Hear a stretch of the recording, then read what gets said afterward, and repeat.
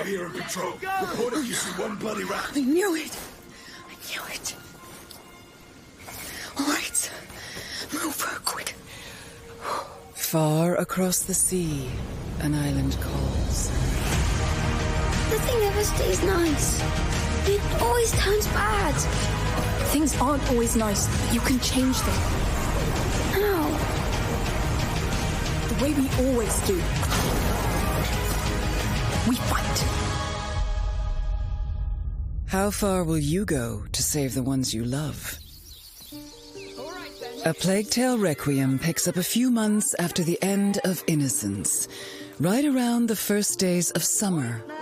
Amicia and Hugo are headed south, along with their mother Beatrice and the young alchemist Lucas, reaching places still spared by the devouring plague, the raging wars, and the rabid rats that are running rampant in the north. Is that a fair? Beneath the warm sun of 14th century Provence, the de Runes are almost able to enjoy a normal life. You're great! Yeah! But for a recurrent dream that Hugo has been having of a mysterious island that calls him. These look like teeth. It's a two-teeth island. How come nobody noticed their disappearance? Maybe nobody cares. Maybe. One day, the macular illness that's been dormant inside Hugo awakens, and the dreaded living nightmare begins again.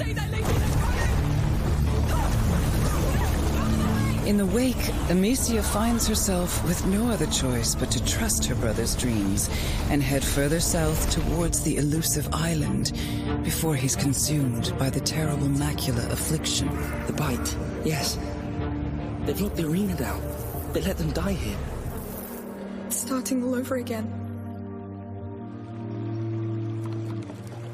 Her mind is made up. She will find a cure in what dreams and prophecy may hold. Get used to it. With almost no one they can trust, This is your life now. Amicia and Hugo must traverse land and water as restless forces stand against them. Amicia! You're all right. After the events of last winter, Amicia is hardened, experienced, and when backed against the wall, can be surprisingly resourceful. Yes! With several new tricks up her sleeve, she is now able to freely choose between striking from the shadows or unleashing hell with a variety of equipment and tools.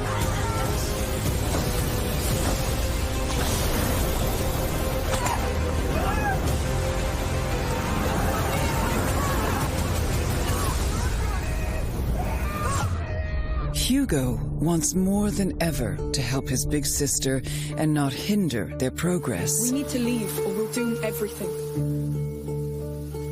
The macula within him is a double-edged sword that has deepened his connection with the rats. The rats. They can feel people's blood. Now I can too. This powerful ability can decimate entire squads of soldiers, but takes a severe toll on Hugo every time he uses it. What's wrong? What's wrong?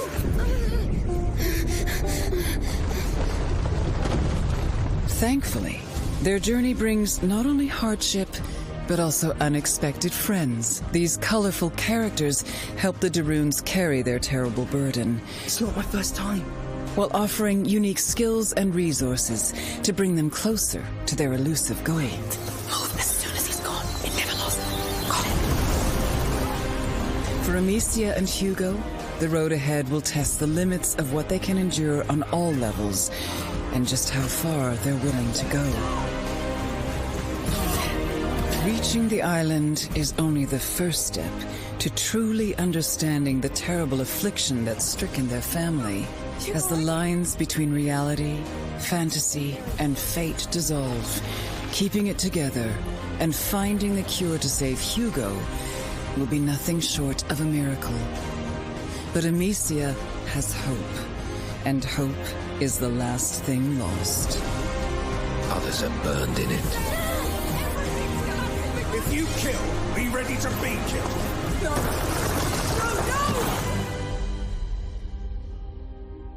A Plague Tale Requiem releases October 18th on Xbox Series.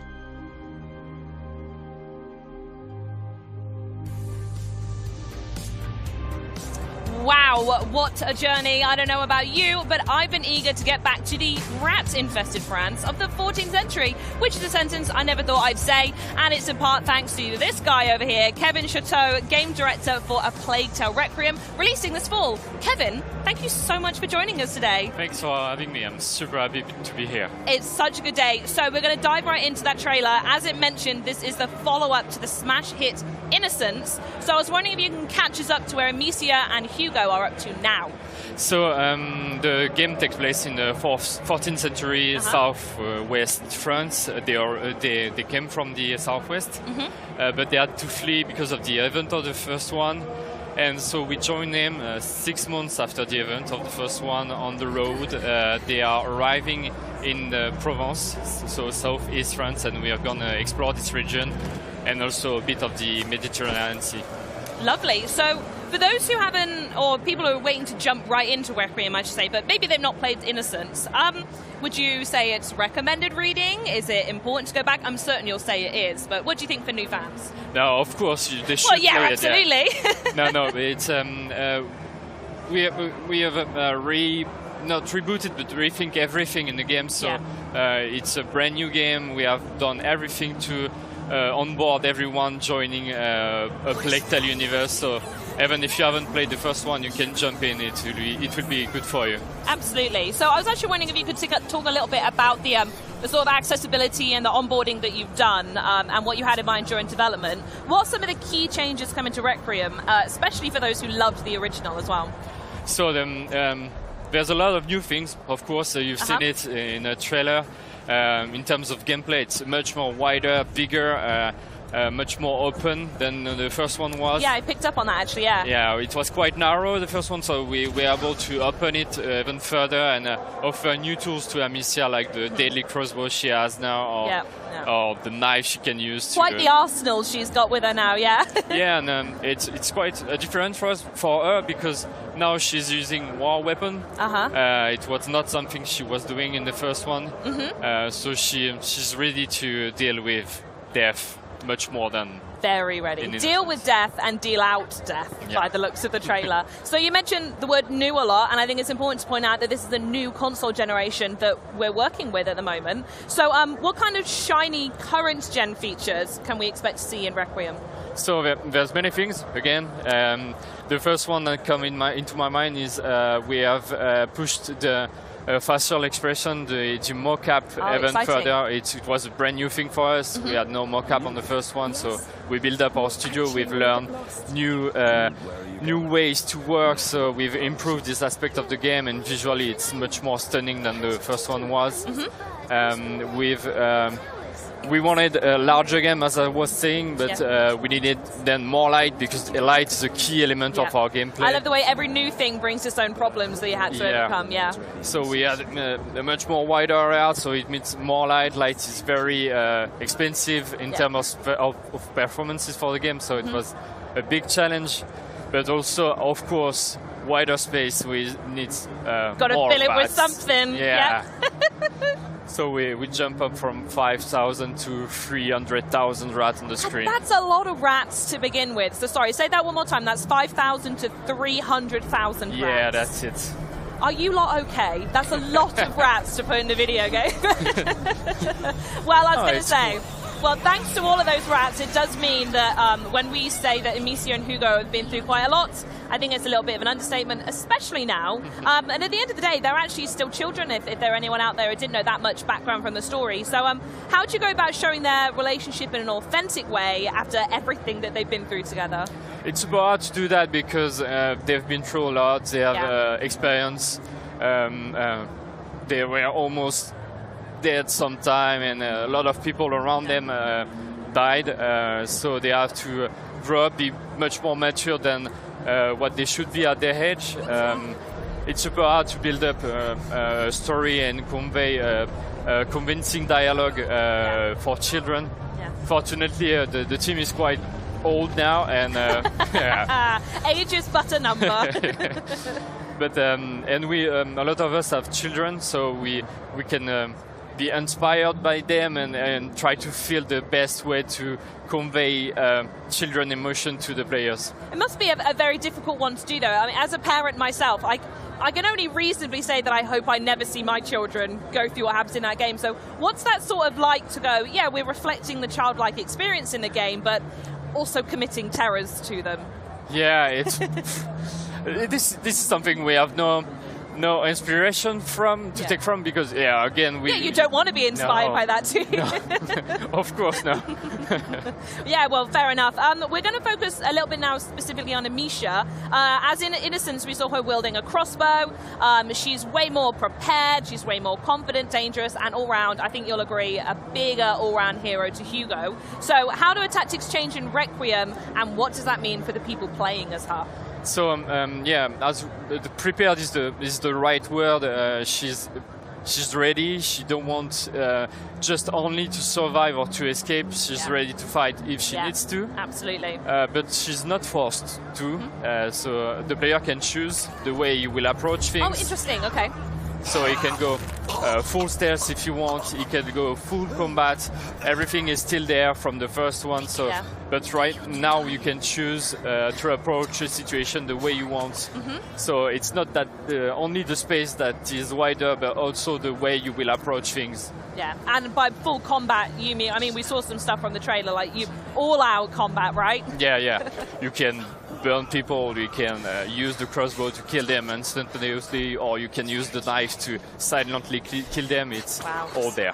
It's absolutely all there, and I think that all comes together and making the experience so much more cinematic, which I want to talk about now, because the other thing that's so fantastic about the title is the voice acting, and I think that becomes essential when you want to convey emotion. So I'd love for you to share a little bit of insight about the development process, working with the voice actors, and getting to the voices and the emotion that we hear in that trailer.